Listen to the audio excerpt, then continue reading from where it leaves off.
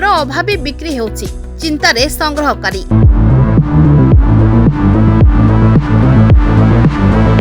कलाहांडीर विभिन्न अंचल में महुल गोटाळी माने अभावी बिक्रीर शिकार होतिबा अभियोग होछि। सेपरि लांजीगढ़ ब्लॉकर महुल को पंचायत स्तर में किणवाक सरकार को पाखरे गुहारी करिसंती महुल गोटाळी। फगुण आसिले महुल गछरे पेंथा पेंथा महुल फूल फुटी थाए। महुल फूलर बास्नारे बणी चढ़ाई आकर्षित होई डाଳରେ बसी पड़े महुल रस शोषिबा पई। एही फूल कलाहांडी जिलार आदिवासी रोजगार एक माध्यम।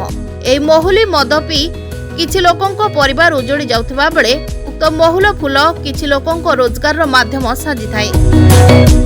सेथिपई भोरु जंगल को जाई महुल फूल संग्रह करी भल 2 पैसा पाइबा आशा रखिथांती लोके। महुल गोटाई ताको बिकिबा पई प्रस्तुत करबाकू तांको प्राय मासे समय लागि थाए।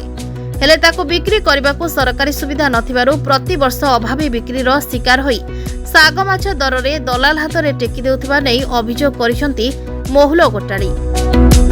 पूर्व अपेक्षा महुल मदर मूल्य वृद्धि हेबा सहित सरकार महुल मदरु प्रचुर राजस्व पाउथुबा बेले महुल गोटाळींको हाथ किंतु खाली।